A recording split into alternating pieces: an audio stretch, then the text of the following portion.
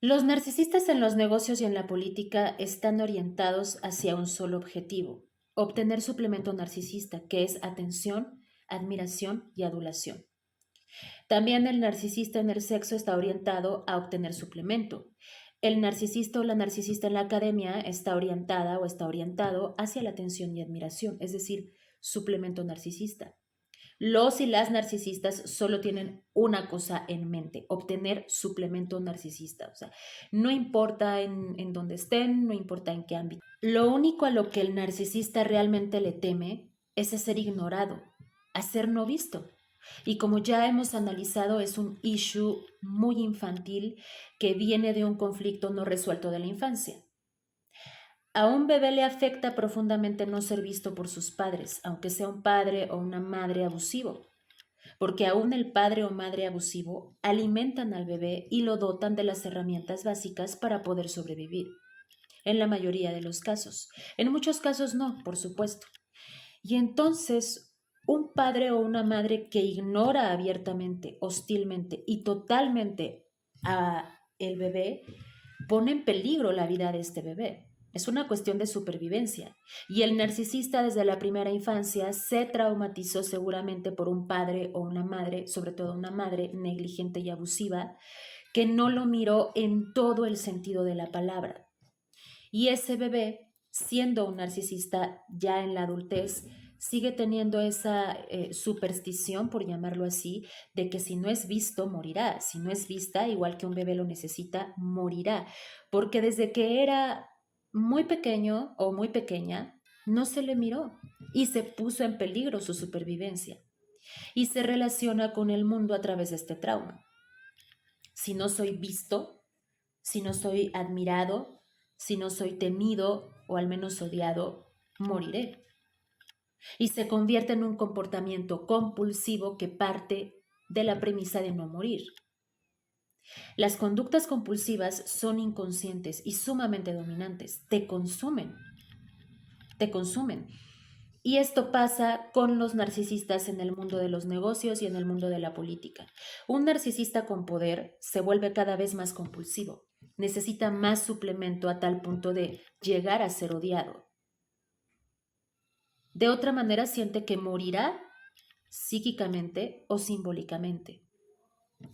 Así que la realidad es que es fácil manipular a un narcisista incluso en los negocios y en la política si eres muy allegado a él o a ella. Lo único que realmente tienes que hacer es estar de acuerdo con él, admirarlo, adularlo, a veces temerle, a veces odiarle, porque de esa manera eres tú entonces quien va a poder manejarlo llenando sus vacíos psicológicos y emocionales. Así puedes manipularlo.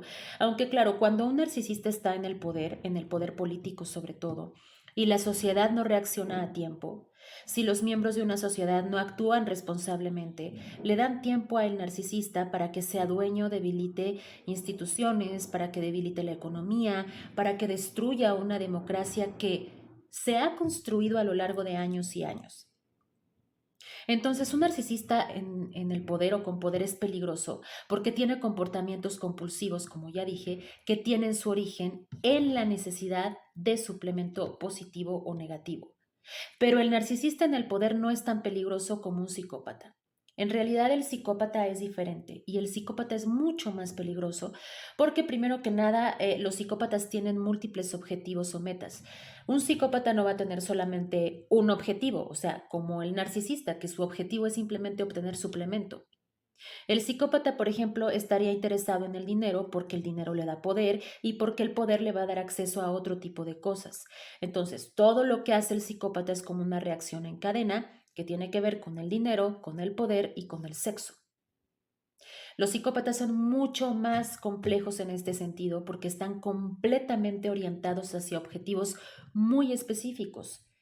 No piensan en las demás personas. A un psicópata no le interesan las demás personas. La diferencia entre un narcisista y un psicópata es que el psicópata no es adicto al suplemento. No es adicto al suplemento narcisista. No es adicto a la atención ni positiva ni negativa. El psicópata es mucho menos manipulable que un narcisista. Es súper difícil manipular a un psicópata. Los psicópatas muchas veces no tienen control de los impulsos. Los psicópatas odian a la autoridad. Por lo tanto, un psicópata en el poder odia a las instituciones y figuras de autoridad.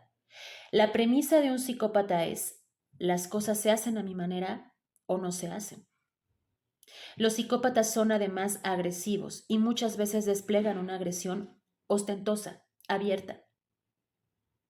Es mucho más complejo y difícil lidiar con un psicópata que con un narcisista en el poder. Los narcisistas son, dice Sam Bagnin, como máquinas binarias, suplemento o no suplemento. En cambio, los psicópatas ocultan muy bien su agenda y algunos psicópatas planean todo a largo plazo. Y eso también los hace más peligrosos, mucho más peligrosos que un narcisista. Cabe mencionar que los psicópatas vienen en una variedad de formas, tamaños y colores muy, muy diversos. Tenemos a psicópatas desregulados completamente, el típico psicópata violento. También tenemos al psicópata encubierto, al que planea a largo plazo, o al maquiavélico, o al psicópata sádico, como Hannibal Lecter, por ejemplo. Y en este sentido, la psicopatía y el narcisismo están al servicio del sadismo. También hay narcisistas sádicos.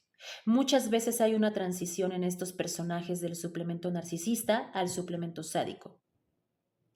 Por ejemplo, si una mujer muy atractiva le ofrece sexo a un narcisista sádico, primero este narcisista sádico la va a humillar, la va a frustrar y luego tendrá sexo con ella. Y por ejemplo, un psicópata sádico en el poder lo que hará será arruinar y destruir los frutos de años y años de la construcción de una sociedad, de una democracia, de instituciones, de la economía. Va a destruir todo solamente para poder ver a millones de personas enojadas o sufriendo, pero al mismo tiempo él manteniéndose en el poder. Ese es el suplemento sádico. Destrucción. Aproximadamente el 3% de la población es narcisista y alrededor del 1% de la población es psicopática. Y los sádicos están dentro de los narcisistas y los psicópatas, y son además implacables. Los tipos sádicos matan y destruyen. Son una máquina de destrucción. ¿Y por qué alguien querría destruir 20 o 30 años de economía o de democracia? Por el simple hecho del placer de ver la devastación. Así funciona un narcisista sádico. Esta devastación resuena con él, lo alimenta. Adolfo Hitler es el mejor ejemplo. Himmler era un psicópata sádico. Él ideó toda la maquinaria de los campos de concentración y el holocausto nazi. Las óperas de Wagner, de las cuales Hitler y los sádicos nazis eran fanáticos, porque estas óperas trataban acerca de la devastación y la destrucción.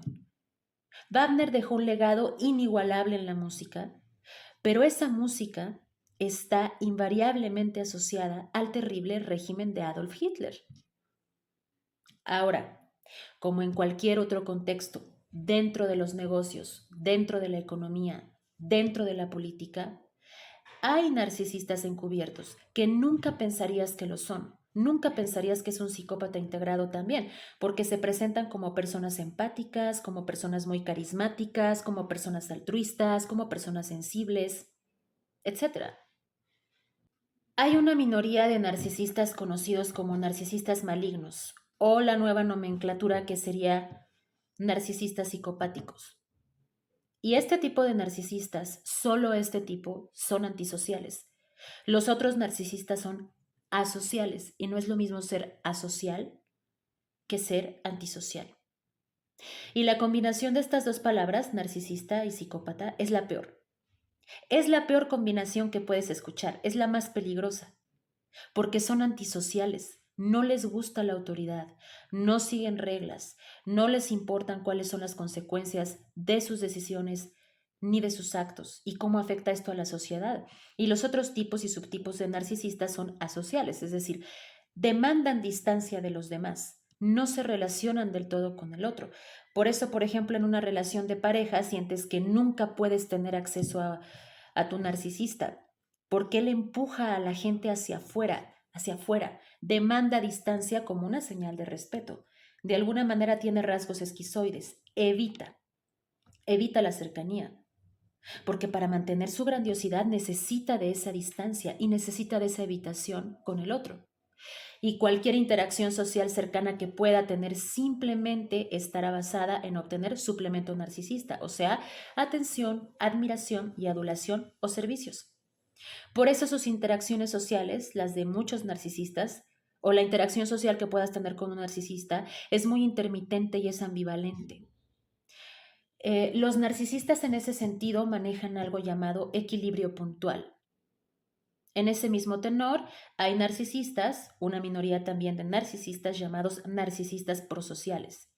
¿Y eso qué quiere decir? Bueno, son narcisistas que sí tienen interacción social y de hecho manejan la empatía. Y para comprender esto hay que analizar lo siguiente. ¿La empatía qué es? La empatía es algo que absorbes en mayor medida de tu ambiente, de tu contexto. Por supuesto, hay una base biológica. Por ejemplo, cuando un bebé le sonríe a mami, mami le sonríe a él y viceversa. Es una forma de resonancia empática. Y debajo de eso hay una base biológica. Ahora, en la punta, en el top, existen agentes de socialización. Agentes de la sociedad que son tus papás, que son tus maestros, quienes tienen el rol de entrenarte para el desarrollo de tu empatía y todo lo que estos agentes sociales te enseñan mientras creces, lo interiorizas. Lo interiorizamos y entonces tenemos una serie y una variedad de voces aquí en forma de introyectos que sí nos sirven. Nos sirven para asistirnos en la aplicación de la empatía. Y una de esas voces se llama conciencia. Es cuando nos sentimos culpables y avergonzados si nuestras acciones afectan negativamente a otros. Entonces, estos son rasgos psicológicos prosociales. Y alrededor de un 10 o 15% de narcisistas se han dado cuenta de que la mejor manera de obtener suplemento es pretendiendo ser prosociales. Es decir, pretendiendo ser amables, pretendiendo ser empáticos, pretendiendo ser altruistas, caritativos, personas complacientes, encantadores o encantadoras. Entonces recordemos un punto importante. El narcisista siempre está detrás del suplemento, es decir, de la atención. El narcisista hará lo que sea y cuando sea. Va a usar a todos y cada uno. Va a usar cualquier cosa que esté a su disposición para obtener suplemento. Entonces, si tomamos en cuenta eso y que algunos narcisistas son extrovertidos por naturaleza, entonces nos podemos dar cuenta de que este tipo de narcisistas gravitan hacia ciertas profesiones en las que ser empático, en las que ser prosocial, en las que ser cálido y amable, ser encantador o encantadora, tiene su propia recompensa. Y esa recompensa es el suplemento narcisista. Por ejemplo, en profesiones como la medicina y la política. Y está comprobado que en estas profesiones es en donde más narcisistas y psicópatas hay. Y es que estas profesiones dan acceso a un público que puede ser una gran fuente de suplemento, de atención, de adulación, de admiración y aplausos. Lo que pasa es que un narcisista es muy bueno para mentir y, como se dice coloquialmente, te da gato por liebre. Pero además hay algo que se llama negligencia de frecuencia o sesgo de la frecuencia base. Y en este sentido, la gente quiere creer que la mayoría de personas son buenas. La gente quiere creer que cualquier cosa que se le dice es verdadera. La gente quiere creer que las demás personas son empáticas y que no les harán daño. La gente quiere creer o la gente cree en el 95% de la información que se le presenta o que se le dice, sin verificar de alguna manera que lo que se les dice es real. Las personas actúan irracionalmente, no racionalmente. Y para un narcisista o un psicópata en el poder, esto constituye un verdadero paraíso.